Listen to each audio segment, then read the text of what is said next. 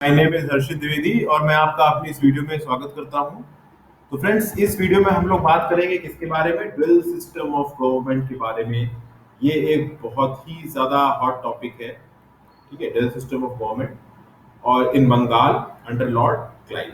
आपको पता है ड्यूअल सिस्टम ऑफ गवर्नमेंट कब आया था? ऑब्वियस सी बात है, बैटल ऑफ प्लासी और बैटल ऑफ बक्सर के बाद आया था। अब इसको देखते हैं कि क्या है, रॉबर्ट क्लाइव ने इसको कैसे बनाया, इसके क्या इफेक्ट्स थे, इसके क्या कॉन्सिक्वेंसेस थे।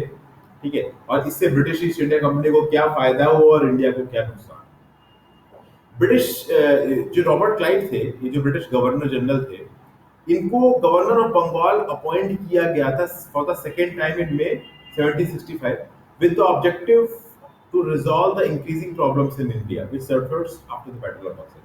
यानी बैटल ऑफ बक्सर के बाद ये कहा गया कि कुछ प्रॉब्लम्स निकल के आई हैं इंडियन एडमिनिस्ट्रेशन में, इंडियन फाइनेंशियल कलेक्शन में, जिनको सॉल्व करना है। इसलिए इसके लिए बंगाल का गवर्नर किसे बनाया गया? लॉर्ड क्लाइव को बनाया गया। ठीक है, उस उनको लॉर्ड क्लाइव को commander of chief in Bengal की भी पोस्ट से नवाजा गया, उनको इस पोस्ट पर भी बैठाया गया।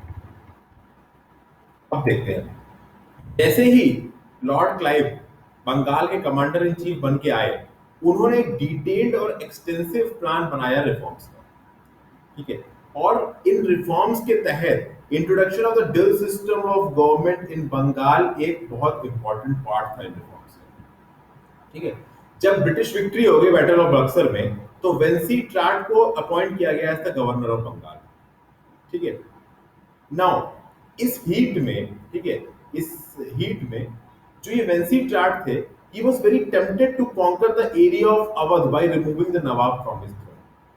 ठीक है, यानी कि अब ऑब्वियस सी बात है कि यार बैटल ऑफ बक्सर में जो मुगल एम्परर थे वो भी थे। ठीक है, बंगाल का जो ट्रेडर नवाब था वो तो था ही था, और अवध का नवाब भी था। तो जब ये तीनों की फोर्सेस बैटल ऑफ बक्सर में हार गई, तो उस समय पे जो वेंसी ट्राट थे गवर्नर ऑफ बंगाल, वो बहुत ज्यादा टेम्प्टेड थे कि हमें अवध पे भी क्या नाम से वॉर करके अवध पर भी कब्जा कर लेना चाहिए। लेकिन रॉबर्ट क्लाइव वेंसी ट्राट से ज्यादा स्मार्ट थे, उसने इस आइडिया को अप्रूवल नहीं दिया। रॉबर्ट क्लाइव ने वेंसी ट्राट के इस आइडिया को अप्रूवल नहीं दिया। रॉबर्ट क्लाइव ने इस आइडिया को अप्रूवल क्यों नहीं दिया? इस आइडिया को, अवध को कैप्चर करने का आइडिया को, इस आइडिया को रॉबर्ट क्लाइव ने अप्रूवल इसलिए नहीं दिया क्योंकि रॉबर्ट क्लाइव इस बात को समझ गया कि आने वाले टाइम में जो ये अवध की जो टेरिटरी है, in the near future it will act as a crucial location between British and Maratha territories। यानी ब्रिटिश और मराठा टेरिटरीज के बीच में एज अ बफर टेरिटरी काम करेगी ये अवध की प्रोविंस। उस समय रॉबर्ट क्लाइव ये जानते थे कि जो मराठास की फोर्सेस थी ये बहुत ज्यादा स्ट्रांग थी, और Robert Clive wanted to avoid a direct invasion from Marathas at any cost. वो किसी भी हाल में मराठा का अटैक अपने ऊपर नहीं चाहते थे।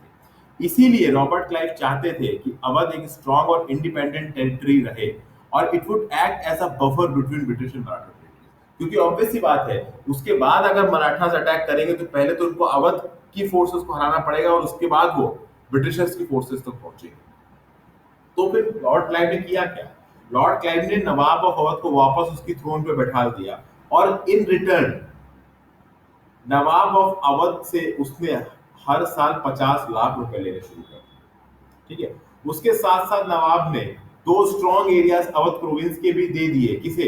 रॉबर्ट क्लाइव को, यानी ब्रिटिश ईस्ट इंडिया कंपनी। वो एरिया कौन कौन से थे? एक तो पूरा था, एक इलाहाबाद था।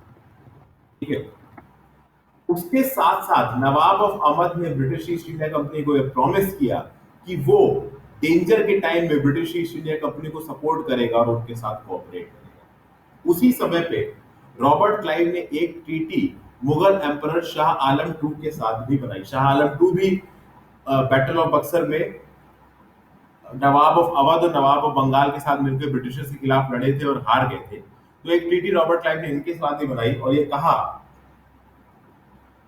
कि इस ट्रीटी के तहत ब्रिटिश ईस्ट इंडिया कंपनी इनको एम्परर ऑफ दिल्ली का खिताब देगी, और उसके बदले में शाह आलम टू ने कंपनी को दीवानी राइट्स दे दिए। किस किस टेरिटरीज के? बंगाल, बिहार और उड़ीसा टेरिटरीज के। दीवानी राइट्स मतलब फाइनेंशियल कलेक्शंस के राइट, यानी Diwali rights, sorry, diwani rights के देने का मतलब ही यही है कि now you are the collector.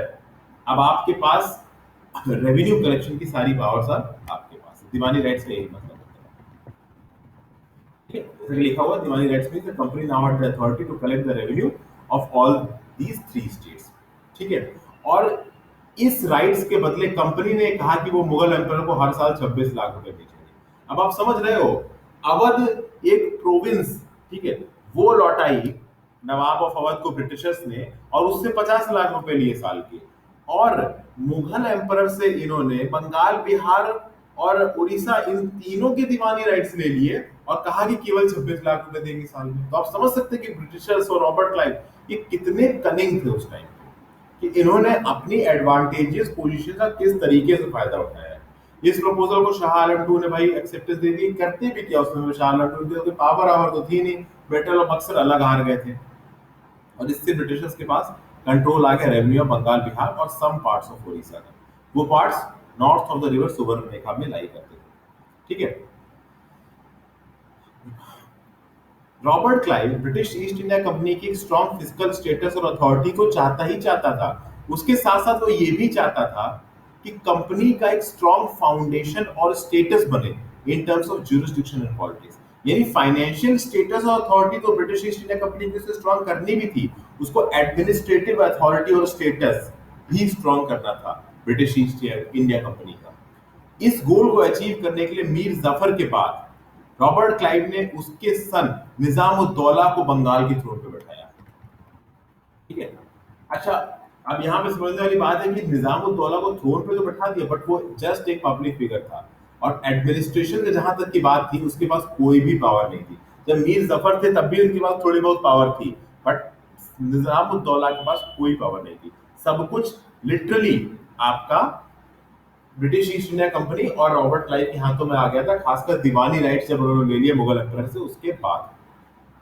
अच्छा, क्लाइव इस चीज के लिए बहुत ज्यादा डिटरमिन्ड था कि वो जो स्टेटस था इसका, नवाब बंगाल का, ईस्ट इंडिया कंपनी का और एम्पर ऑफ दिल्ली का, उस स्टेटस में वो डिस्टिंग्विश करना चाहता था। ठीक है, इसलिए उसने परसेड किया नवाब ऑफ बंगाल को कि वो अपनी मिलिट्री पावर्स और क्रिमिनल जुरिस्डिक्शन को बंगाल में डेलीगेट कर दे। इस जुरिस्डिक्शन को यानी मिलिट्री पावर्स को और क्रिमिनल जुरिस्डिक्शन को बोला क्या जाता था, निजामत बोला जाता था। तो उसने नवाब ऑफ बंगाल को इस चीज के लिए बनाया कि आप अपनी निजामत छोड़ दो। ठीक है, तो उसने किया क्या कि भाई दीवानी राइट्स तो उसने ले लिया आपके मुगल एम्पर से, और नवाब ऑफ बंगाल से कहा कि भैया ये निजामत राइट्स आप छोड़ दो। ठीक है,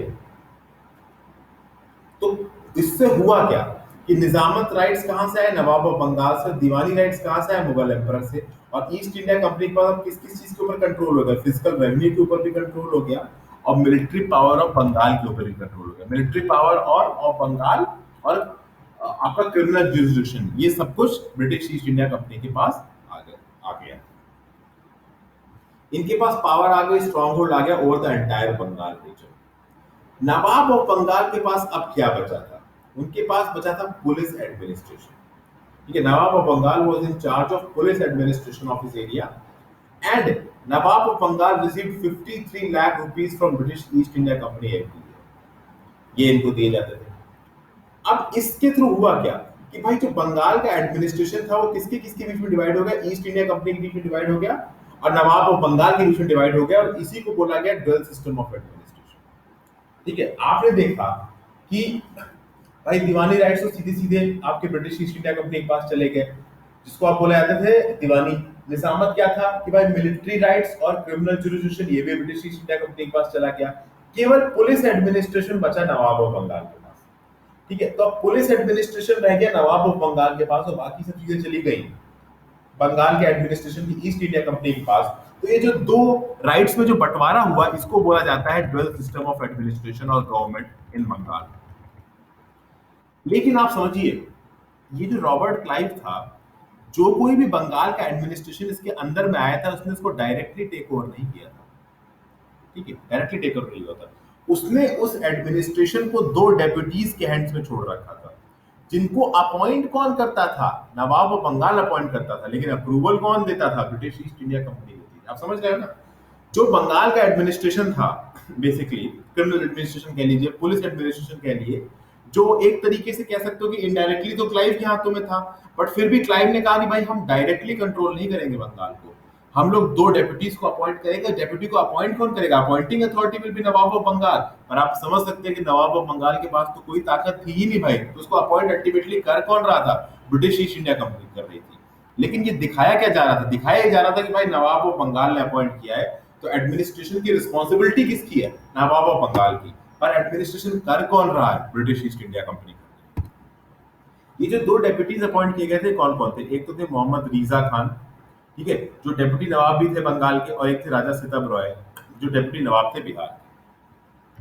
अब हम इसकी क्रिटिकल एनालिसिस करते हैं ड्यूअल सिस्टम ऑफ गवर्नमेंट की बंगाल में। ठीक है, सॉरी, ये जो ड्यूअल एडमिनिस्ट्रेशन सिस्टम था ये भाई ब्रिटिशर्स के लिए तो बहुत बेनिफिशियल था, क्योंकि इस तरीके के गवर्निंग सिस्टम से हुआ क्या कि ब्रिटिशर्स के पास पावर तो भाई सारी आ गई रीजन में, पर उनके पास रिस्पॉन्सिबिलिटी कोई नहीं आई। No, they had all the power in the Bengal region, but they had no responsibility. ठीक है, जो सिविल और पुलिस रिस्पॉन्सिबिलिटीज थी वो डेप्यूटी दीवान के साथ थी, जिनको अपॉइंट किसके रिकमेंडेशंस पे किया गया था? कंपनी डायरेक्टर के रिप्रेजेंटेशंस पे। ठीक है, तो इससे हुआ क्या कि इस सिस्टम में बहुत सारे डिसएडवांटेजेस थे। डिसएडवांटेजेस क्या थे भाई? कि एडमिनिस्ट्रेशन कहने को तो नवाब के थ्रू हो रहा है, लेकिन कर कौन रहा है? Actually British East India company कर रही है। तो ब्रिटिश ईस्ट इंडिया कंपनी के पास पूरी पावर है, बट वो रिस्पॉन्सिबिलिटी उसकी है नहीं। तो उसने इतना ज्यादा एक्सप्लॉइटेशन शुरू हो गया बंगाल का कि एंड में जो बंगाल के एडमिनिस्ट्रेशन का अल्टीमेट ब्रेकडाउन हो गया। जो लोकल पीजेंट्स थे उनको ह्यूज लॉसेस हुए, अनरीजनेबल टैक्स स्ट्रक्चर को खड़ा कर दिया गया, जिससे फार्मर्स को बहुत ज्यादा ह्यूज बर्डन आ गया, पूरी की पूरी एग्रीकल्चर इंडस्ट्री डिक्लाइन कर गई। जो पूरा लोकल हैंडलूम बिजनेस था बंगाल का, जो बहुत फ्लोरिशिंग था, पूरी दुनिया में इसकी डिमांड थी, इसको पूरा डिस्ट्रॉय कर दिया गया। और ट्रेड बहुत ज्यादा कॉस्टली कर गया, किसके लिए? लोकल मर्चेंट्स के लिए। याद कीजिए, दस्तक दस्तक का फ्री यूज हो रहा था वहां पे। दस्तक की तो जरूरत ही क्या थी? अब पूरे पूरे दीवानी राइट्स ही इनके पास आ गए थे, समझ रहे हैं ना? तो पूरे के पूरे इन्होंने फाइनेंशियल सिस्टम को ऐसा बना दिया कि वो ब्रिटिशर्स को फेवर करे और लोकल लोगों की रीढ़ की हड्डी टूट गई। अब ड्यूअल सिस्टम ऑफ गवर्नमेंट को अबॉलिश कब किया गया? ये जो ड्यूअल सिस्टम ऑफ गवर्नमेंट था ये बेनिफिशियल रहा कुछ सर्टेन टाइम पीरियड के लिए, क्योंकि इसने क्या किया? बैटल ऑफ बक्सर के बाद आफ्टर मार्च में जो इमीडिएट नीड थी सर्कमस्टांसेस को सॉल्व करने के लिए, इस ड्यूअल सिस्टम ऑफ गवर्नमेंट ने उन सर्कमस्टांसेस को सॉल्व किया। नवाब ऑफ बंगाल को ब्रिटिश कंट्रोल के अंदर ले आया, जो जो ब्रिटिश के एक्सपेंशन के लिए बहुत ज्यादा वाइटल था। जो लोकल नवाब के जो फरमान थे उनकी अब कोई वैल्यू ही नहीं रह गई थी without the support of the east India company.